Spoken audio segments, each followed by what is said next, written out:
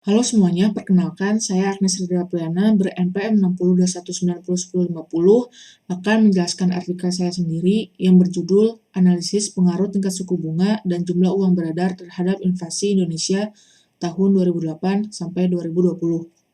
Pertama-tama, abstraknya yaitu artikel ini bertujuan untuk melihat seberapa pengaruh tingkat suku bunga dan jumlah uang beredar terhadap inflasi menggunakan model VACM dengan data time series pada tahun 2008 sampai 2020.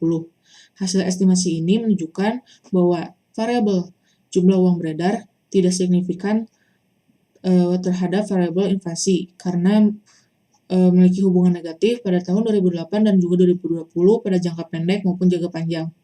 Sedangkan hubungan tingkat suku bunga pada tahun 2008 hingga 2020 yaitu positif terhadap inflasi karena nilai probabilitasnya di bawah 0,05 atau signifikan pada jangka pendek.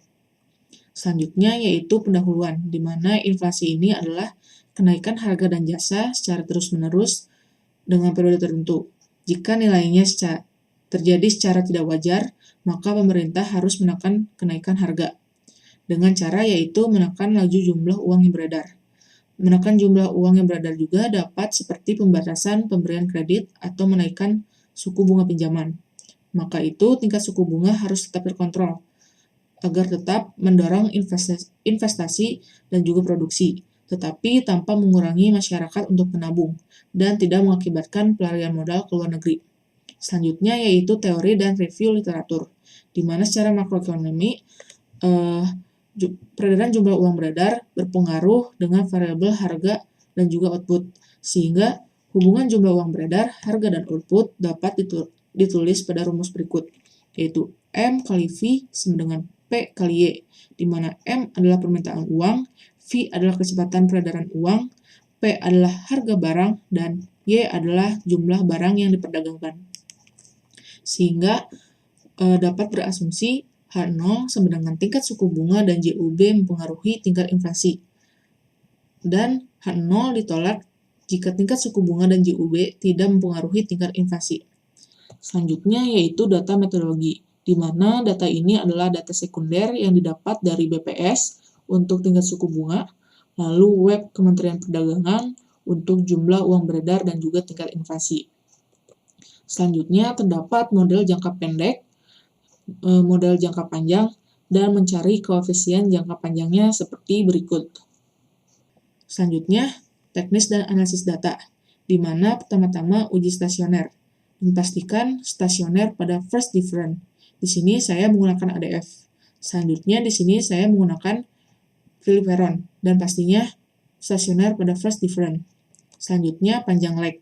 Panjang lag di sini lag-nya terdapat pada lag kedua. Kenapa? Karena jumlah bintang yang tertera itu lebih banyak daripada jumlah lag ke-1 maupun 0. Selanjutnya yaitu uji stasioner stabilitas, di mana angka modulus dan juga grafik menunjukkan nilai di bawah 1 sehingga VAR memenuhi kondisi stabilitas. Selanjutnya uji kointegrasi, di mana nilai threshold statistik lebih besar nilainya daripada nilai critical value. Hal ini menunjukkan bahwa model VAR terkointegrasi. Selanjutnya, uji Granger causality, di mana M1 tidak memengaruhi inflasi, tetapi inflasi memengaruhi M1. Begitu juga dengan model yang ada di bawahnya. Selanjutnya, yaitu hubungan jangka panjang. Dilihat bahwa nilai F statistiknya tidak dapat digunakan pada jangka panjang, karena melebihi alfa yaitu 0,05. Selanjutnya, uji residual, di mana dilihat bahwa nilai probabilitasnya stasioner karena tidak melebihi 0,05. Selanjutnya, estimasi jangka pendek. Dilihat bahwa nilai F statistik berada di bawah alfa, yaitu 0,05. Sehingga bisa dilanjutkan, dilihat pada nilai res min 1 di bawah 0,05 juga. Lalu, lihat pada variabel-variabelnya bahwa hanya B-rate lah yang signifikan atau berada pada di bawah 0,05. Lalu kesimpulan yang dapat diambil yaitu berdasarkan artikel yang sudah disusun bahwa hasil estimasi menunjukkan bahwa nilai atau variabel jumlah uang beredar bernilai tidak signifikan terhadap variabel endogen, yaitu variabel inflasi, dengan memiliki hubungan negatif pada periode 2008 hingga 2020, pada jangka pendek maupun jangka panjang. Sedangkan hubungan tingkat suku bunga pada tahun 2008 sampai 2020 yaitu positif terhadap inflasi, karena nilai probabilitasnya di bawah 0,05 atau signifikan pada jangka pendek.